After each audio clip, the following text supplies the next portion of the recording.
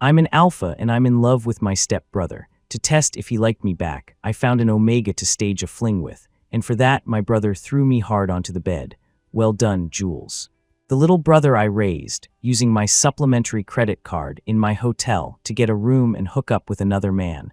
Let me tell you, you're dead. I pushed against him fearfully. You promised you'd never hit me, the man smirked. Of course I won't hit you. With that, he stroked the back of my neck and bit down. An enigma. I wanted to cry but had no tears. Brother, you're an enigma, why the hell didn't you say so sooner? Chapter 1.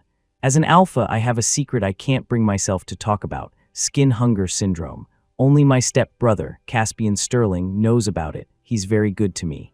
He helps me manage it, holds me when I sleep, and even releases his pheromones for me. I don't know why, but even though we're both alphas, his pheromones have a calming effect on me. When Caspian isn't around, I can't sleep well, so I woke up that night. On the balcony, the red glow of a cigarette pulsed in the man's hand as he seemed to be on a call.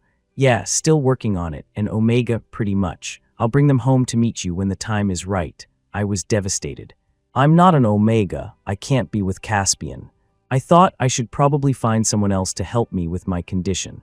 Watching Caspian hang up and extinguish the red ember between his fingers, I quickly shut my eyes, pretending I hadn't heard a thing. The faint sound of footsteps approached, and the man slipped into bed. He still carried the chill of the outside air as he wrapped an arm around my waist, pulling me into his embrace. His cool fingertips touched my skin through my clothes. My eyes stung as I shifted, trying to convince myself it was a dream. It had to be a dream. I don't know if the self-hypnosis worked, but I actually fell asleep again. In my dream, I was a child again. I saw my stuffed animal, my drool bib, all of them in the trash can. You're too old for these things, always clinging to them. Have you done your homework? Practiced the piano? You're just like your father, not even as good as a beta. Stop crying, the woman left after she finished speaking, and I watched her back disappear into the darkness. I used to have these dreams before, but they had never felt as unsettling and heartbreaking as tonight. I was woken up by Caspian. I looked up at the man in front of me, a little dazed. Caspian is very handsome. A sharp profile, deep-set eyes that felt like they could pull you in. I couldn't help but stare, and he reached out to wipe something from under my eye. What's wrong, Jules? Did you have a nightmare? Only then did I realize my face was wet with tears. No, nothing. I denied it instinctively. Caspian pulled me into his arms, stroking my hair. All right, if Jules doesn't want to talk, he doesn't have to. But remember, brother is always by your side. I stayed in his embrace for a while. He was so good to me that I couldn't bear to leave him, couldn't bear to push him away. But Caspian was old enough now. He was at the age for marriage, a normal alpha who needed a wonderful Omega to match. And me, I couldn't be so selfish as to cling to him and keep him by my side. With that thought, I pushed him away and quickly jumped out of bed. Brother, I'm going to be late for school. Caspian froze for a second, then agreed. Okay, I'll drive you. I washed up quickly, went to the garage, and waited for him in the car.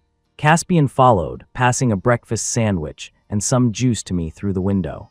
Eat your breakfast. Caspian is a bit of a clean freak. His car is always immaculate, carrying the scent of his fur pheromones. No smoking, no eating in the car. Those were the rules. I shook my head. It's fine, it'll just make a mess. Caspian glanced up and smiled. Wasn't it someone else who got drunk and insisted on throwing up in my car? He looked at me in the rearview mirror and sighed. Why are you sitting in the back today? Acting so distant. Did I hit you in my dream or something? My throat tightened. I reached for the door handle, but Caspian stopped me. Just stay put. It's safer in the back. Then he turned and stretched his arm back. His long fingers beckoned to me. Like always, I rested my face in his palm. The man rubbed my chin. Good boy, I was just kidding earlier. I won't hit you. My nose started to sting a little, and I nodded. Actually, Caspian used to always talk about hitting me, but he stopped after he saw the scars on my body. I used to be a delinquent, drinking, smoking, clubbing, a whole host of bad habits. Caspian was the one who straightened me out. He managed me like I was a child, and at first I resisted fiercely. I'd get drunk and deliberately throw up in his car. I'd pretend to pass out and mess up his hair. I even secretly took some photos of him. The day he finally pushed me too far, I was ready to send a little gift to the Omegas in his company. See if he'd dare to control me then. Caspian is a pretty stable person, but I finally managed to provoke him. I was with a few Omegas, and before anything could even start, someone yanked me, blanket and all, off the bed. "All of you get out," then he looked at me. "What are you doing?" I blew smoke in his face. "Getting ready to play some cards." The man's face went cold as he took the cigarette from my lips. "Play cards." Before I could answer, he grabbed my chin with one hand, pushed me against the wall, his dark eyes filled with a terrifying ruthlessness. "Jules, are you asking for a beating? It seems you won't learn your lesson otherwise, will you?" His words struck a nerve. I head-butted his chin. "I think you're the one who needs a beating. My own parents don't care about me, so who the hell are you to tell me what to do?" Caspian turned his head and spat out a bit of blood. Before he could react, I lunged at him again and we started brawling. I couldn't win, I don't know why. His pheromones seemed stronger, a higher grade, a lot like my Enigma father's. The pressure made my legs go weak. In an instant, he had me pinned face down on the floor, his hand on my neck, his voice dangerously low. "Julian, you've misbehaved. I have to teach you a lesson." His voice suddenly stopped. His slightly calloused fingers brushed against my waist. There was a scar there. His warm fingers traced it. "What's this? Julian, tell me, who did this?" He flipped me over. "Don't move," he said, and before I could struggle, he used his tie to bind my hands. Then he lifted my shirt to check my front. His eyes quickly turned red, as if he were drunk. "Jules, tell me. Who was it? Whoever it was, brother, will kill them for you. We were just in the middle of a fight." I bit my lip and looked at him, seeing the veins on his forehead pop, throbbing as he stared at me tense. The heat in my chest suddenly cooled a little. I turned my head. He was so angry. He was angry that someone had hurt me, that I had scars. Did he really care about me? Could anyone in the world actually care about me? My nose stung, and I pursed my lips, turning my head away. Suddenly, I didn't want to fight him anymore. "It's none of your business." Caspian wrapped his arms around me, pulling me into a tight embrace. His shoulders were so broad. That night, I cried myself to sleep on his chest, and strangely, I didn't wake up startled. The faint scent of his pheromones seemed to linger around me, never leaving. Chapter 2. The man was a calm person, and he drove steadily. When we finally arrived at school, I glanced at the time, less than 10 minutes before class. Caspian got out of the car and helped me fix my scarf. "What time does your class end? I'll come pick you up." I shook my head. "It's my friend's birthday today. If you're busy, you don't have to come get me." Caspian's brow furrowed slightly. "Jules, I didn't say I was busy. And even if I were, picking you up wouldn't be a problem." Before I could come up with an excuse, a voice called out from a short distance away. "Jules, fancy seeing you here." It was Leo Fisher, a lively little Omega. We were dorm mates in high school before we presented. I smiled and waved at him. He came over and hugged my arm. "You have an 8 a.m. class." I nodded and introduced him to Caspian. Leo's eyes lit up and he bowed slightly. "Hello, sir." My brother looked quite handsome today, dressed in a full custom suit. He was very pale, but the tip of his nose was red from the cold. His dark eyes carefully sized up Leo. He smiled, then looked at me. "A friend of Jules." "Yes, Jules and I have known each other since middle school. We're really close." "Is that so?" Caspian looked at Leo again. As he lowered his gaze, I uncomfortably bit my lip. He had already smiled several times. Leo was cute, smart, and even his voice sounded sweet. Caspian must like his type. Why else would he keep staring? "Not bad." The man's voice was deep. He was approving, and my heart suddenly sank even further. I looked up. Caspian's Adam's apple bobbed. "Jules, is it this friend's birthday today?" I shook my head. "No, it's another one. An Omega." I wasn't in the mood to think, so I just nodded. I met Caspian's dark gaze. "It seems our Jules has quite a lot of Omega friends." I didn't know if he was praising me or hinting at something, so I said, "Yeah, quite a few." "Brother, do you want me to introduce one to you?" Caspian's jaw tightened. "No need. Call me when you're done. I'll come pick you up." The man got in the car and drove off immediately. Why was he mad? Oh, my brain clicked. I forgot. Caspian already had an Omega in his heart, one he was going to introduce to his family. Chapter 3. "Jules, your brother is as handsome as you are," Leo said, holding my arm. I wasn't in the mood to chat as we walked to the classroom. I couldn't focus on my classes all day. That evening, after cake and karaoke, I hesitated for a long time before sending my location to Caspian. He called back almost immediately. I stepped out of the private room and crouched in a corner. "Brother." His response was brief. "Come out." "You're here?" "Yeah." I said a quick goodbye to my friends and hurried outside where I saw Caspian's car. "How did you get here so fast?" I couldn't help but ask as I opened the door and got in. I heard the man say. I was dropping off a friend nearby. A friend? As I stared blankly, a cool scent washed over me. Caspian's long fingers grabbed the seatbelt. Slowly and carefully, he pulled it across my chest, down to my waist, and with a soft click, buckled it in. He didn't let go right away. Instead, he leaned closer and sniffed at me a few times, his warm breath tickling my neck. I heard the man ask, "Drank a lot again?" "Good boy, did you have fun today?" My body tensed. I swallowed hard and nodded. "Brother, was your friend an Omega?" "No, an Enigma." I let out a long sigh of relief. I didn't know what I was so relieved about, only that the day hadn't come yet. My brother hadn't laid his cards on the table. My brother hadn't kicked me out of his bed yet. As for Enigmas, so what if they can mark both Omegas and Alphas? Thinking of my own father, I couldn't help but wrinkle my nose. I hate Enigmas the most. Caspian stared at the road ahead, silent. When we got home, I went to take a shower. When I came out, my brother had already fallen asleep on the sofa. He was still in his gray shirt, buttons half undone, the exposed skin of his collarbones, wrists, and ankles looking starkly white. His head was tilted back, highlighting the sharp line of his throat. One hand rested lightly over his eyes as he breathed softly. I couldn't help but tiptoe over. I wanted to watch him like this for a long time, but he noticed me quickly, pulling me into his arms in one swift motion. He touched my back, feeling the dampness, and opened his eyes. "Why did you come out without drying your hair?" I lay on his chest, unwilling to move. Caspian got the hairdryer and started drying it for me. His fingers threaded through my hair, his massage so comfortable that my throat started to feel an itch. I wanted to suck my thumb, but I resisted. As a child, I was hit more than once for this habit. My thumb was often red and raw from sucking. I never managed to break the habit until I started living with Caspian. It happened less than. After my hair was dry, Caspian and I lay down in bed together. He turned off the lights and pulled me in close, my face buried in his chest. The force of his hold was almost suffocating, but I liked it. Caspian's body was exceptionally warm tonight, almost scorching. I shifted a little and asked softly, "Brother, do you have a fever?" Caspian didn't even open his eyes. "No, Jules, go to sleep." I didn't fall asleep. After a while, Caspian rubbed his chin on the top of my head. "My rut is coming. I've used suppressants many times before, but they don't seem to be working this time." "Good boy." Caspian paused, as if waiting for my response. Was he finally going to kick me out? I knew.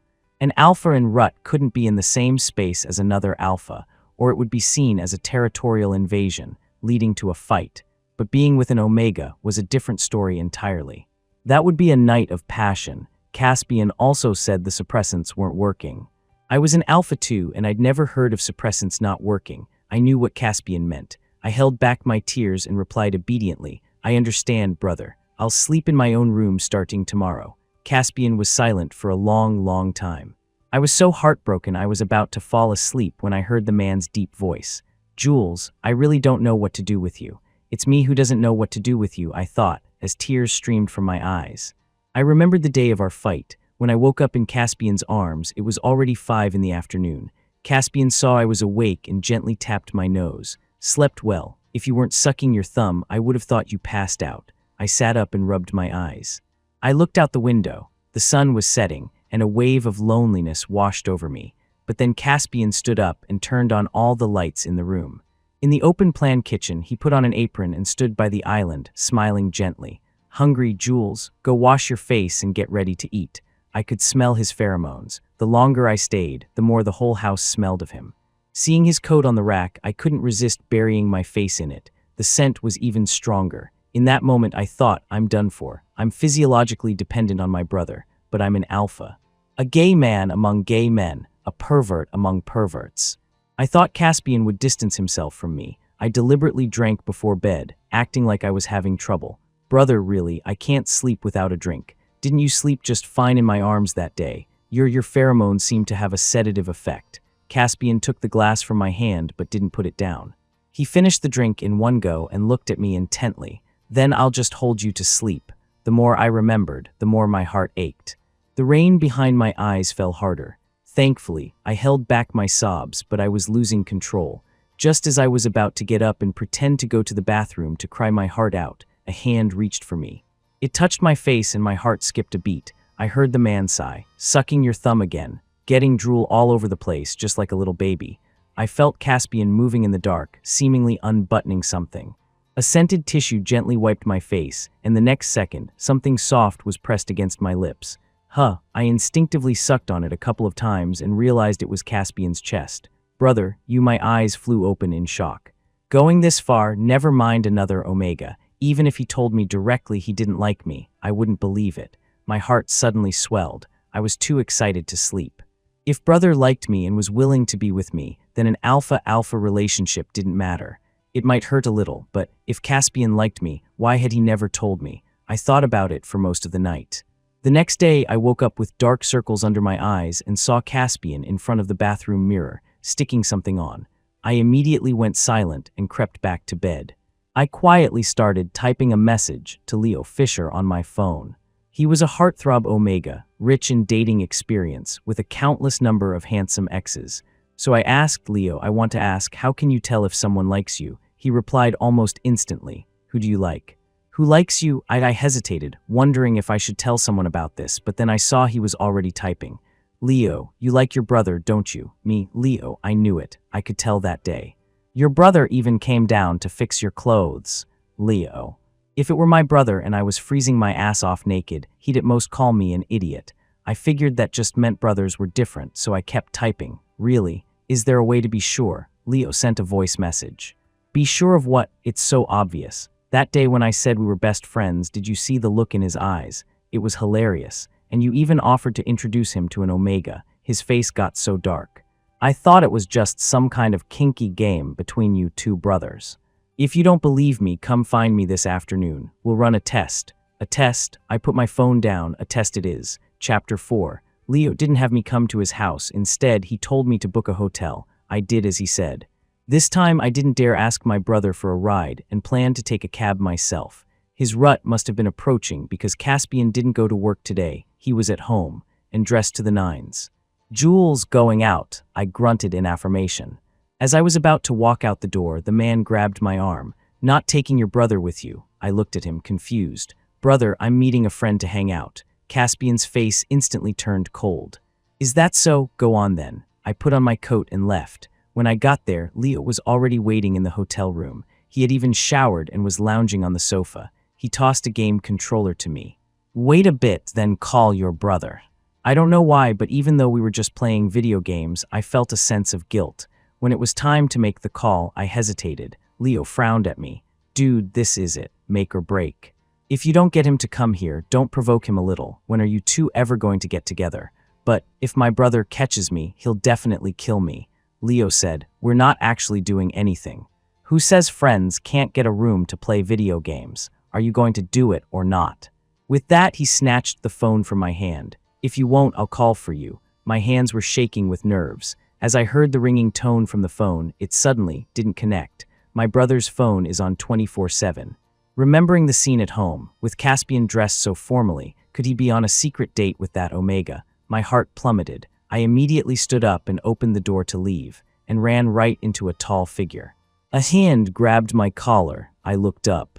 The man's gaze was like a knife. What a coincidence, Jules. Brother, what are you doing here? Little rascal, what do you think I'm doing here? The little brother I raised, using my supplementary card in my hotel, getting a room to meet up with another man.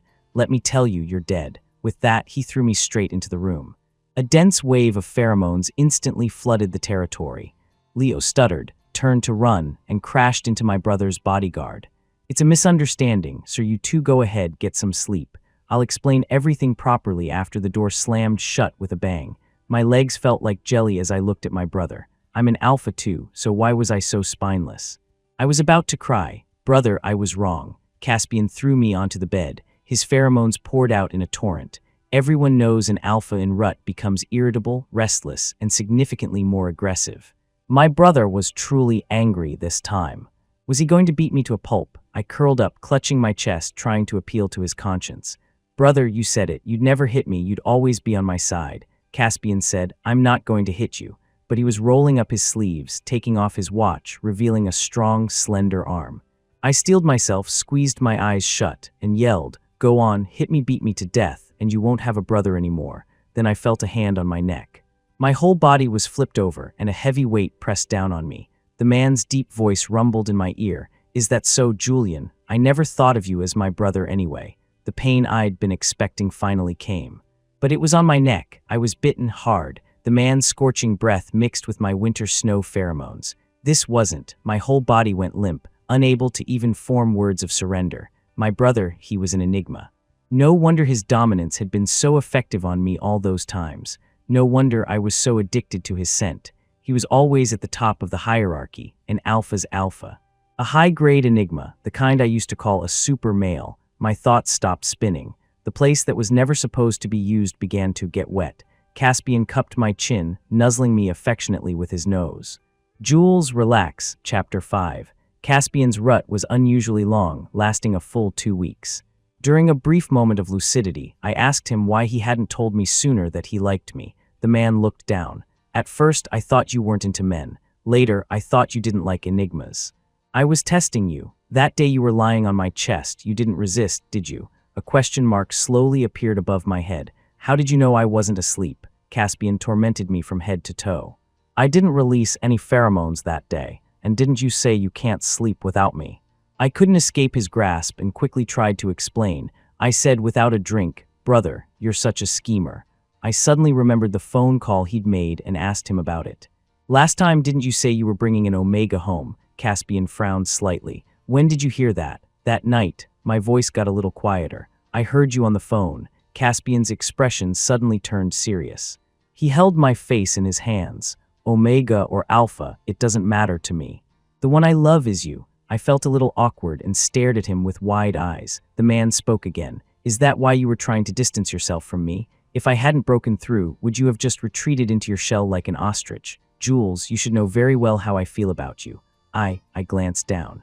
I didn't think anyone could ever like me. My parents didn't even like me. My mouth was then covered by his. My failure for not making you feel loved. So now, Jules, it's time for you to feel it properly. I let out a gasp, and then the world went dark. On the last day of December, my brother's rut ended, but our story was far from over. To thank Leo, I took him out for a meal. His eyes scanned my neck, a sweet smile on his face. Looks like your brother wasn't too gentle with you, Jules. I actually felt a flush of shame, but I quickly recovered my composure and tilted my chin cockily. Can't be helped, Caspian has too much stamina. I couldn't win, no chance at all. Leo took a sip of tea and looked out the window. I'm so envious of you, Jules. I wish my brother was that good to me. Seeing his sad face, I said, you want me to help you out too? Leo shook his head. No need for a test, I already know. He doesn't like me one bit. At that moment, any words of comfort would have felt hollow, but then Leo smiled again. But you know, I don't care at all. After our meal, my brother texted me, saying he was coming to take me home. I said goodbye to Leo. Do you need a ride? No, my driver is coming to get me, Leo said, bouncing cheerfully to the roadside. My gaze followed him, and then I saw a familiar figure. Someone got out of a car to open the door for him. My brother's bodyguard. What? Does my brother not pay him enough that he has to moonlight? A car horn pulled me from my thoughts. Caspian was leaning against his car in a long coat, his figure tall and sharp. Our eyes met, and he opened his arms to me. I ran into his embrace, climbing up to wrap my arms around his neck. Brother, are we going to get in trouble for going home like this? No, Caspian's voice was firm as he placed a kiss on my forehead. Before I decided to confess to you, Jules, I had already taken care of everything. Epilogue Chapter 1. My father married a woman, and she came with a son. I wondered what kind of woman could bewitch the old man, who was always so proper. When I went home and saw her, she seemed all right, I guess. But it was her son who caught my eye. The little Alpha in a bunny hat, crying by the trash cans in the backyard. I crouched down to look at him. Why are you crying? The tiny Alpha pointed at the trash can. So it was a stuffed animal and a small blanket. I wanted to help him, but that woman came over and stopped me. Caspian, don't mind him. Cry, cry, cry. How old is he? What kind of Alpha plays with these things all day? Don't suck your thumb. She slapped the little Alpha's hand until it was red. He got scared and hid behind me. I shouldn't have interfered, but I still spoke up and stopped the woman. The little Alpha looked up, his round face scrunched up from crying, and called me brother. Chapter 2. Through the seasons, I only came home for short periods during summer and winter break. Each time the little Alpha was so happy, but when I left, he would never ask me to stay. The car would be far down the road, and I could still see his figure in the rearview mirror, a little black dot. He was probably crying again. I turned back once and asked, do you want to come live with brother for a while? His mother came out and held him back. "You can't bother your brother." I said it was no bother and asked if he wanted to come with me. The little alpha's eyes were full of longing, but he still shook his head at me. Later, I went abroad. I stayed there for 5 years. When I came back, Julian had grown into a young man, but drinking, smoking, messing around. I watched him extinguish a cigarette in his palm, watched him get drunk and pass out on a table. I couldn't say it was guilt, but it still felt uncomfortable. I told him I was back, but he didn't call me brother anymore. When I tried to discipline him, he told me to get lost. How did he turn into this? Chapter 3. I started paying attention to him, being good to him. The boy showed no appreciation whatsoever. But I accidentally discovered that he seemed to really like my pheromones. Since he likes it, he can smell it more. I watched him jolt awake from nightmares, always looking listless. Even though I wasn't the cause of it, it still made me feel bad. I pitied him. My heart ached for him. I even felt a desire to save him. This was not a good idea. Until that day, when my men told me he had gone to get a room with a group of Omegas, I exploded.